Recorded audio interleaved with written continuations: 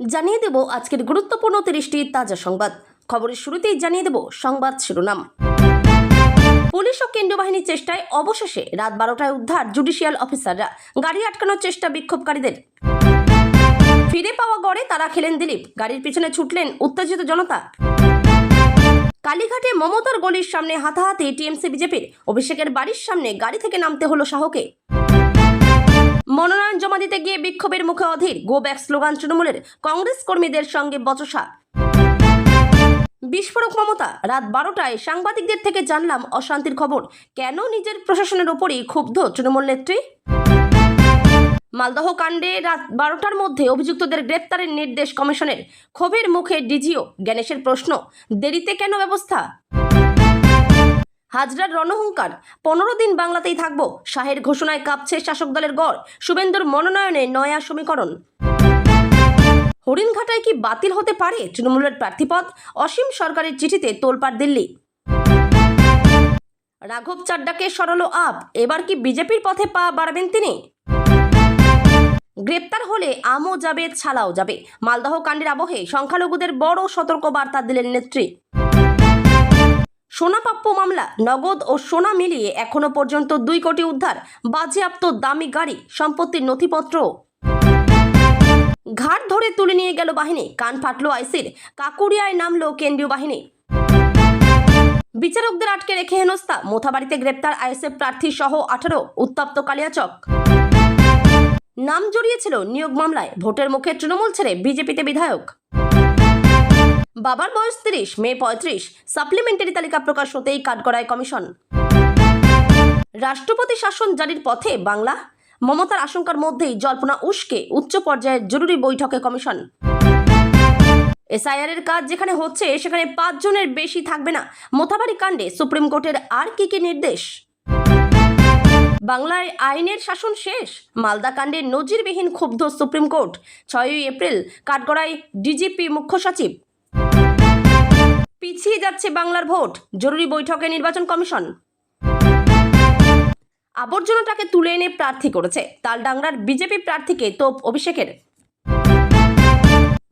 কে এই শাহজাহান আলী কাদেরি। মালদা কাণ্ডে গ্রেপ্তার করা হয়েছে। পদ পেতে পারফরমেন্সই শেষ কথা। শুভেন্দুর জেলায় কর্মীদের সাপ তাড়ানোর টোটকা অভিষেকের। পরস্পরকে চড় থাপ্পড় তৃণমূল ও বিজেপি কর্মীদের। শুভেন্দু শাহের রোড শো ঘিরে ছড়ালো উত্তেজনা। সিও দপ্তর ঘেরাও। হেয়ার স্ট্রিট থানায় এফআইআর 2 তৃণমূল কাউন্সিলরের বিরুদ্ধে। বীরভূমে আক্রান্ত পুলিশ। হাসপাতালে ভর্তি শিউড়ি থানার আইসি। হামলার অভিযোগে এখনো পর্যন্ত গ্রেপ্তার 14। এবারে মুসলিম এলাকায় বিজেপি আর আইএসএফ ভোট পাবে। হিন্দুরা বিজেপি ছাড়া কাউকে ভোট দেবে না, ভবিষ্যৎবাণী শুভেন্দুর। বিজেপি প্রার্থীর হাত ধরে বিজেপিতে যোগ তনয় শাস্ত্রীর। শুভেন্দুকে 30,000-এর বেশি ভোটে হারাবো। বিজেপির বিভাজনের রাজনীতি নিয়ে অকপট পবিত্র। বাকি 10 আসনে প্রার্থীদের নাম ঘোষণা করে দিল কংগ্রেস। রামপুরে ফের লড়াইয়ে সভাপতি শুভঙ্কর। শুভেন্দুর মনোনয়ন ঘিরে ধুন্ধুমার ভবানীপুর। শাহের উপস্থিতিতেই সংঘর্ষে জড়ালো তৃণমূল বিজেপি। 4ই মের মহারণের আগে তুঙ্গে উত্তেজনা। এতক্ষণ শুনছিলেন সংবাদ শিরোনাম। এখন আসছি বিস্তারিত খবরে। অবশেষে মধ্যরাতে কালিয়াচকে ঘেরাও মুক্ত জুডিশিয়াল অফিসাররা। নাম ডিলিটের প্রতিবাদে প্রায় 8 ঘন্টা আটকে রাখা হয় তাদের। কেন্দ্রীয় বাহিনী ও রাজ্য পুলিশের চেষ্টায় বিক্ষোভ সরিয়ে উদ্ধার করা গিয়েছে ওই জুডিশিয়াল অফিসারদের। যদিও বিচারকদের বের করে নিয়ে যাওয়ার সময় বাস ফেলে গাড়ি আটকানোর চেষ্টা হয়, গাড়িতে ইটও ছোড়া হয় বলে জানা গিয়েছে। কিন্তু সেসব বাধা কাটিয়ে অবশেষে উদ্ধার করা গিয়েছে জুডিশিয়াল অফিসারদের। বিকেল 4টে থেকে রাত 12টা পর্যন্ত আটকে ছিলেন জুডিশিয়াল অফিসাররা। প্রায় 8 ঘন্টা পেরিয়ে অবশেষে উদ্ধার হলেন তারা। এই পরিস্থিতি কিভাবে পুলিশ ও প্রশাসন নিয়ন্ত্রণ করেন সেটাই এখন দেখার। এলাকার একাধিক বিবেচনাধীন ভোটারের নাম বাদ পড়েছে এসআইআরে, আর সেই কারণেই সেই বিবেচনাধীন ভোটারদের রাগ গিয়ে পড়ে জুডিশিয়াল অফিসারদের ওপর। এর পাশাপাশি পুলিশ ও প্রশাসনকে নিয়ে একাধিকই প্রশ্ন উঠছে। পুলিশ ও প্রশাসন কি করছিল সেই প্রশ্ন উঠছে। জানা গিয়েছে গত 23শে মার্চ মালদার জেলা প্রশাসনের কাছে গন্ডগোলের আশঙ্কা প্রকাশ করেছিলেন জুডিশিয়াল অফিসাররা, আর সেই কারণে নিষ্পত্তির কাজ ব্লক অফিস থেকে ডিস্ট্রিক্ট ম্যাজিস্ট্রেটের অফিসে সরানোর আবেদন করেছিলেন তারাই। এমনকি জানা গিয়েছে আগেই এই বিষয়ে জানানো হয়েছিল জেলা প্রশাসনকে। গত 23শে মার্চ মালদার জেলা প্রশাসনের কাছে গন্ডগোলের আশঙ্কা প্রকাশ করেছিলেন জুডিশিয়াল অফিসাররা। আর সেই কারণে নিষ্পত্তির কাজ ব্লক অফিস থেকে ডিস্ট্রিক্ট ম্যাজিস্ট্রেটের অফিসে সরানোর আবেদন করেছিলেন তারাই। এমনকি জানা গিয়েছে আগেই এই বিষয়ে জানানো হয়েছিল জেলা প্রশাসনকে। জেলা প্রশাসন এই বিষয়ে কোনো ব্যবস্থা নেয়নি বলেই অভিযোগ। এছাড়াও 23শে মার্চ চিঠি দেওয়া ছাড়াও 1 এপ্রিল সকাল থেকে চারিদিকের অবস্থা দেখে কিছু একটা গোলমাল হতে পারে এমন আশঙ্কা ছিল, তারপরও কোনো ব্যবস্থা নেওয়া হয়নি। বৃহস্পতিবার দিলীপ ঘোষের চা চক্রের আগেই বেঁধে গেল তুমুল অশান্তি। খড়গপুর সদরের বিজেপি প্রার্থী দিলীপ ঘোষকে ঘিরে বিক্ষোভ স্থানীয়দের। খড়গপুরের পুরী গেট এলাকার ঘটনা। এদিন প্রচারে যেতেই দিলীপ ঘোষের গাড়ি ঘিরে বিক্ষোভ দেখাতে থাকেন স্থানীয়রা। তড়িঘড়ি তিনি এলাকা ছাড়ার চেষ্টা করলেও রাস্তা অবরোধ করা হয় বলে অভিযোগ। শুধু দিলীপ ঘোষই নন, বিজেপি কর্মী সমর্থকদের উপরেও এদিন ক্ষোভ উগরে দেন উত্তেজিত জনতা। বিক্ষোভের মাঝেই চলে জয় বাংলা স্লোগান পাল্টা জয় শ্রীরাম স্লোগান। স্থানীয়দের অভিযোগ, রেলের নোটিশ নিয়ে যখন গোটা এলাকায় আতঙ্ক ছিল সেই সময় একদিনও বিজেপি নেতাকর্মীদের দেখা যায়নি এলাকায়। এমনকি দিলীপ ঘোষও সেখানে আসেননি বলে অভিযোগ স্থানীয়দের। এখন ভোটের সময় বিজেপি প্রার্থী এলাকায় আসায় ক্ষেপে ওঠেন খড়গপুর 27 নম্বর ওয়ার্ডের পুরী গেট এলাকার বাসিন্দারা। প্রসঙ্গত 2016 সালে খড়গপুর সদর আসন থেকে বিজেপির টিকিটে জয়ী হয়ে 5 বছর বিধায়ক পদ সামলেছেন বিজেপির দাপুটে নেতা দিলীপ ঘোষ। 2021-এ দিলীপ ঘোষকে সরিয়ে এই আসন থেকে জয়লাভ করেছিলেন হিরণ চট্টোপাধ্যায়। 5 বছর ঘুরে ফের নিজের গড় ফিরে আসে দিলীপ ঘোষের হাতে। তবে পুরনো গড় ফিরে পেলেও স্বস্তি যে ফেরেনি তা হয়তো বেশ বুঝতে পারছেন দিলীপবাবু। ভোটের আগেই খড়গপুরের জনতার তিরস্কারে খানিকটা বেকায়দায় পড়েছেন বিজেপির হেভিওয়েট নেতা। আজ ভবানীপুরে শুভেন্দু অধিকারীর মনোনয়ন পেশ করেন। সেই সময় কেন্দ্রীয় স্বরাষ্ট্রমন্ত্রী অমিত শাহ ছিলেন তার সঙ্গে। রোড শো করে মনোনয়ন পেশ করতে যান শুভেন্দু। সেই সময় কালীঘাটে মুখ্যমন্ত্রী মমতা বন্দ্যোপাধ্যায়ের বাড়ির সামনে দিয়ে বিজেপির মিছিল যাওয়ার সময় তৈরি হয় উত্তেজনা। তার শেষ পর্যন্ত পরিণত হয় হাতাহাতিতে। তৃণমূল এবং বিজেপি কর্মী সমর্থকদের সংঘাত এমন পর্যায়ে পৌঁছায় যে রোড শো এর প্রচার গাড়ি থেকে রাস্তায় নামতে হয় অমিত শাহকে। জানা গিয়েছে বিজেপির রোড শো চলাকালীন কালো কাপড় দেখাচ্ছিলেন তৃণমূল কর্মীরা। সেই সময় তৃণমূল কর্মীদের উদ্দেশ্য করে পাল্টা স্লোগান তোলেন বিজেপি কর্মীরা। একই পরিস্থিতি উত্তপ্ত হয়ে ওঠে, ধস্তাধস্তি শুরু হয়। পুলিশ এসে পরিস্থিতি সামাল দেওয়ার চেষ্টা করলে তাদের সাথেও ধস্তাধস্তি হয় রাজনৈতিক কর্মীদের। এই আবহে অভিষেক বন্দ্যোপাধ্যায়ের বাড়ির সামনে কনভয়ের গাড়ি থেকে নামেন অমিত শাহ। সেখান থেকে অন্য একটি ছোট গাড়িতে উঠে বাকি রাস্তা পাড়ি দেন তিনি। এদিকে আজ শুভেন্দুর মনোনয়ন পেশের আগে সমাবেশ থেকে অমিত শাহ বলেন, শুভেন্দু দা নন্দীগ্রাম থেকে লড়তে চাইছিলেন। আমি বলেছিলাম শুধু নন্দীগ্রাম নয়, মমতার ঘরে গিয়ে ওকে হারাও। শুভেন্দু রেকর্ড আছে, গত নির্বাচনে মমতা বন্দ্যোপাধ্যায় সরকার তো করেছিলেন, কিন্তু শুভেন্দু অধিকারীর কাছে হেরে গিয়েছিলেন। এইবার মমতাজি পুরো বাংলাতেও হারবেন আর ভবানীপুরেও হারবেন। ভবানীপুরের ভোটার ভাই বোনদের অনুরোধ করতে এসেছি যে পুরো বাংলা মমতা বন্দ্যোপাধ্যায়কে বিদায় জানাতে প্রস্তুত রয়েছে। ভবানীপুরবাসীর হাতে গোটা বাংলার পরিবর্তন নির্ভর করছে। একটি একটি করে সিটে জিতবো। 170 আসনে জয়ী হলেই পরিবর্তন হবে। অভিযোগ, বহরমপুরের মনোনয়ন কেন্দ্রের সামনে অধীর চৌধুরীকে ঘিরে গো ব্যাক এবং জয় বাংলা স্লোগান তোলেন তৃণমূলের কর্মী সমর্থকরা। এই ঘটনাকে কেন্দ্র করে এক বিশৃঙ্খলা পরিস্থিতির সৃষ্টি হয়। তৃণমূল কর্মীদের পাল্টা স্লোগান তোলেন কংগ্রেস কর্মীরাও। বহরমপুরের কংগ্রেস প্রার্থী অধীর চৌধুরীর মনোনয়নকে কেন্দ্র করে বৃহস্পতিবার উত্তেজনা ছড়ালো। অভিযোগ, বহরমপুরের মনোনয়ন কেন্দ্রের সামনে তাকে ঘিরে গো ব্যাক এবং জয় বাংলা স্লোগান তোলেন তৃণমূলের কর্মী সমর্থকরা। এই ঘটনাকে কেন্দ্র করে একটা বিশৃঙ্খল পরিস্থিতির সৃষ্টি হয়। তৃণমূল কর্মীদের পাল্টা স্লোগান তোলেন কংগ্রেস কর্মীরাও। তারপরে এই দুই দলের সমর্থকেরা হাতাহাতিতে জড়িয়ে পড়েন বলে অভিযোগ। তবে পরিস্থিতি আরও বেশি উত্তপ্ত হওয়ার আগেই পুলিশ এবং কেন্দ্রীয় বাহিনীর হস্তক্ষেপে তা দ্রুত নিয়ন্ত্রণে আসে। মনোনয়নপত্র জমা দিয়ে বেরিয়ে আসেন অধীর। তিনি বলেন, মনোনয়ন কেন্দ্রে তৃণমূলের গুন্ডা বাহিনী যে ধরনের কাজ করেছে কংগ্রেস কর্মীরা তার উত্তর দিলে পরিস্থিতি অন্যরকম হতো। বহরমপুর তো বটেই, সারা রাজ্যে তৃণমূল রাজনৈতিকভাবে দেউলিয়া হয়ে গিয়েছে। যে কোনো মূল্যে অশান্তি সৃষ্টি করার চেষ্টা করছে তৃণমূল। কংগ্রেস সেই প্ররোচনায় পা দেবে না। মালদা ও মুর্শিদাবাদে বিচারকদের উপর হামলার ঘটনায় সুপ্রিম কোর্টের কড়া পর্যবেক্ষণের পর রাজ্যের রাজনৈতিক পারদ এখন তুঙ্গে। এই উত্তপ্ত আবহে বৃহস্পতিবার সাগরদিঘির ধুমুর পাহাড়ের জনসভা থেকে সরাসরি কেন্দ্রীয় স্বরাষ্ট্রমন্ত্রী অমিত শাহ এবং নির্বাচন কমিশনকে নিশানা করলেন মুখ্যমন্ত্রী মমতা বন্দ্যোপাধ্যায়ের দাবি, বাংলায় এখন কার্যত সুপার রাষ্ট্রপতি শাসন চলছে এবং রাজ্য প্রশাসনের রাশ তার হাতে নেই। কমিশন ও শাহের আতাতের অভিযোগ। মুখ্যমন্ত্রী এদিন অভিযোগ করেন, রাজ্যের আইন শৃঙ্খলা এখন সম্পূর্ণভাবে জাতীয় নির্বাচন কমিশনের নিয়ন্ত্রণে, যা আসলে অমিত শাহের নির্দেশেই পরিচালিত হচ্ছে। গুরুত্বপূর্ণ প্রশাসনিক পদে ভিন রাজ্যের আধিকারিকদের বসানো নিয়ে প্রশ্ন তুলে তিনি বলেন, কেরল বা তামিলনাড়ু থেকে আসা আধিকারিকরা বাংলার ভূগোল বা জনবিন্যাস বোঝেন না, ফলে আইন শৃঙ্খলা সামলাতে তারা ব্যর্থ হচ্ছেন। এমনকি মালদার ঘটনার খবর তিনি নিজের প্রশাসনের বদলে রাত 12টায় সাংবাদিকদের কাছ থেকে জেনেছেন বলে ক্ষোভ উগরে দেন। এনআরসি ও ডিলিমিটেশন আতঙ্ক। মমতা বন্দ্যোপাধ্যায়ের আশঙ্কা, ভোটার তালিকা সংশোধন বা এসআইআর প্রক্রিয়ার আড়ালে রাজ্যে এনআরসি ও ডিলিমিটেশন কার্যকর করার নীল নকশা তৈরি করছে বিজেপি। ভবানীপুরের বিজেপি প্রার্থী শুভেন্দু অধিকারীর মনোনয়ন জমা দেওয়াকে কেন্দ্র করে কেন অশান্তির অভিযোগ উঠেছে সেই নিয়েও প্রশ্ন তুলেছে কমিশন। মালদহের ঘটনায় এনআইএ তদন্তের নির্দেশ দিল নির্বাচন কমিশন। এই ঘটনায় কমিশনকে সুপ্রিম কোর্ট সিদ্ধান্ত নিতে বলেছিল। শীর্ষ আদালত জানিয়েছিল সিবিআই অথবা এনআইএ এর মতো স্বাধীন সংস্থাকে দিয়ে তদন্ত করাতে হবে। এরপরেই এনআইএ কে দিয়ে তদন্ত করানোর সিদ্ধান্ত নেয় কমিশন। মালদহের ঘটনায় রাজ্যের সিও মনোজ আগরওয়াল এবং পুলিশ ও প্রশাসনের কর্তাদের সঙ্গে বৃহস্পতিবার বৈঠক করেন মুখ্য নির্বাচন কমিশনার গণেশ কুমার। সেখানে তিনি এই ঘটনায় বিরক্তি প্রকাশ করে বলে খবর গণেশের ক্ষোভের মুখে পড়েন রাজ্য পুলিশের ডিজি সিদ্ধনাথ গুপ্ত এবং মালদহের পুলিশ সুপার অনুপম সিংহ। তার প্রশ্ন, শুরুতেই কেন পদক্ষেপ করা হয়নি? সিও অফিসের সামনে দুদিন ধরে কেন গন্ডগোল চলছে? সেখানে এত লোক জমা হলেন কিভাবে?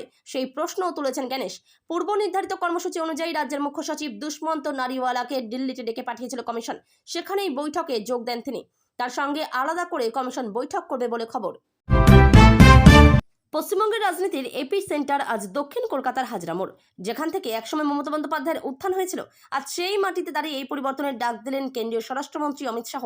শুভেন্দু অধিকারীর মনোনয়ন জমা দেওয়ার ঠিক আগে হাজরার সভামঞ্চ থেকে শাহের একটি ঘোষণা রাজ্যের রাজনৈতিক সমীকরণকে ওলটপালট করে দিল শাহ স্পষ্ট করে জানিয়ে দিলেন, পশ্চিমবঙ্গের এই ভোটে 15 দিন আমি এ রাজ্যেই থাকবো। আপনাদের সঙ্গে কথা বলার অনেক সুযোগ পাবো। বাংলার রাজনীতিতে অমিত শাহের 15 দিন থাকা কেবল একটি সময়সীমা নয়, বরং এটি একটি সুপরিকল্পিত রাজনৈতিক চাল।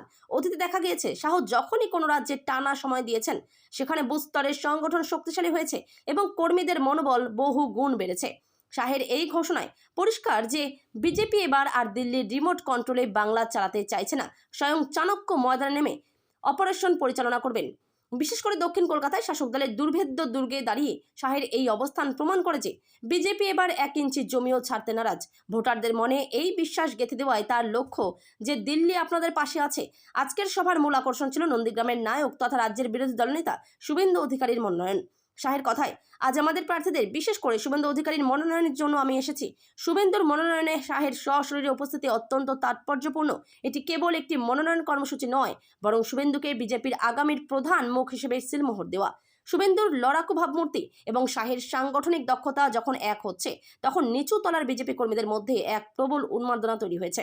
হাজরার ভিড় বুঝিয়ে দিচ্ছে কলকাতার বুকেও এখন পদ্ম শিবিরের জমি কতটা শক্ত। ভোটের নির্ঘণ্ট বেজে গিয়েছে অনেক আগেই, কিন্তু হরিণঘাটা বিধানসভা কেন্দ্রে এবার যা ঘটতে চলেছে তা বোধহয় অতি বড় রাজনৈতিক পণ্ডিতরাও কল্পনা করতে পারেননি। লড়াই কি শুধু ব্যালট বাক্সে হবে, নাকি তার আগেই আইনি মারপ্যাচে বড় সড়ো ধাক্কা খেতে চলেছে রাজ্যের শাসক দল? বিজেপি প্রার্থী অসীম সরকারের একটি চিঠিতে কেন্দ্র করে এখন এই প্রশ্নই ঘুরপাক খাচ্ছে হরিণঘাটার অলিতে গলিতে। দিল্লি নির্বাচন কমিশনের দপ্তরে সেই চিঠির পৌঁছানোর খবরে রীতিমতো তোলপাড় শুরু হয়েছে। আসল রহস্যটা ঠিক কোথায়? হরিণঘাটা বিধানসভা কেন্দ্রটি তপশিলি জাতির জন্য সংরক্ষিত। নিয়ম অনুযায়ী এই আসনে লড়তে গেলে প্রার্থীকে অবশ্যই তপশিলি জাতিভুক্ত হতে হয়, কিন্তু বিজেপি প্রার্থী তথা বিশিষ্ট লোকগায়ক অসীম সরকারের বিস্ফোরক দাবি, তৃণমূল প্রার্থী রাজীব বিশ্বাস যে জাতিগত শংসাপত্র জমা দিয়েছেন তাতে বড়সড় অসঙ্গতি রয়েছে। সরাসরি অভিযোগ তুলে অসীম সরকার জানিয়েছেন, রাজীব বিশ্বাস আসলে তপশিলি জাতিভুক্ত নন। সংরক্ষিত আসনের সুবিধা নিতে তিনি কি তবে জাল নথির সাহায্য নিয়েছেন? কমিশনের কাছে পাঠানো চিঠিতে এই প্রশ্ন তুলেছেন বিজেপি প্রার্থী অসীম সরকারের কথায়, গণতন্ত্রের স্বচ্ছতা সবচেয়ে বড় কথা। যদি নথিতেই জালিয়াতি থাকে, তবে সেই প্রার্থীর জনসেবা করার নৈতিক অধিকার কোথায়? গেরুয়া শিবিরের দাবি, নথিপত্র খতিয়ে দেখে অবিলম্বে রাজীব বিশ্বাসের প্রার্থী পদ বাতিল করা হোক। এই ঘটনাকে কেন্দ্র করে এলাকায় রাজনৈতিক পারদ চড়ছে। বিজেপি কর্মীরা ইতিমধ্যেই বলতে শুরু করেছেন, হারের ভয়ে তৃণমূল কি তবে ভুল পথের আশ্রয় নিচ্ছে? এবার চর্চায় আম আদমি পার্টি। হঠাৎ করেই দলের অন্যতম পরিচিত মুখ রাঘব চাড্ডাকে রাজ্যসভায় গুরুত্বপূর্ণ পদ থেকে সরিয়ে দেওয়ায় শুরু হয়েছে জোর জল্পনা। দলের ভেতরে কি দূরত্ব তৈরি হয়েছিল, নাকি এর পেছনে অন্য কোনো বড় রাজনৈতিক পরিকল্পনা রয়েছে, তা নিয়েই এখন আলোচনা শুরু হয়েছে। কেন সরানো হলো রাঘব চাড্ডাকে? আম আদমি পার্টির রাজ্যসভার সাংসদ রাঘব চাড্ডাকে ডেপুটি লিডারের পদ থেকে সরিয়ে দিয়েছে দল। এই বিষয়ে সংসদে চিঠি দিয়ে আনুষ্ঠানিকভাবে জানানো হয়েছে। তার জায়গায় নতুন ডেপুটি লিডার হিসেবে অশোক মিত্তালের নাম প্রস্তাব করা হয়েছে। শুধু পদচ্যুত করাই নয়, দলীয় সূত্রে জানা গিয়েছে রাজ্যসভার আপের বরাদ্দ সময় থেকেও রাঘব চাড্ডাকে বক্তব্য রাখার সুযোগ না দেওয়ার অনুরোধ করা হয়েছে। ফলে রাজনৈতিকভাবে এটি তার জন্য বড় ধাক্কা বলেই মনে করা হচ্ছে। অশোক মিত্তালকে এই পদে আনার সিদ্ধান্ত যে দলের শীর্ষ নেতৃত্বের ইঙ্গিতেই রয়েছে, তা নিয়ে কোনো সন্দেহ নেই। তিনি দীর্ঘদিন ধরে দলের গুরুত্বপূর্ণ নেতাদের ঘনিষ্ঠ বলে পরিচিত।